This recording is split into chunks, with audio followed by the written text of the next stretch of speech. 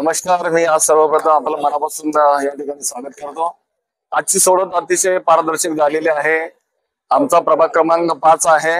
या प्रभाग क्रमांक 5 मध्ये एक महिला ओबीसी आहे, एक महिला ओपन आहे, एक महिला ओबीसी पुरुष आहे, एक ओबीसी ओपन पुरुष ओपन आहे.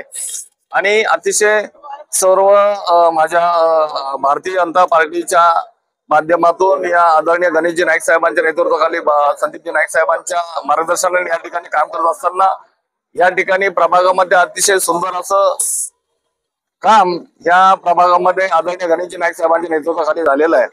त्यामुळं या प्रभागामध्ये काम करण्यासाठी लोकांचं सेवेसाठी त्या ठिकाणी जे आरक्षण झालेलं आहे ते चांगल्या पद्धतीने आरक्षण झालेलं आहे.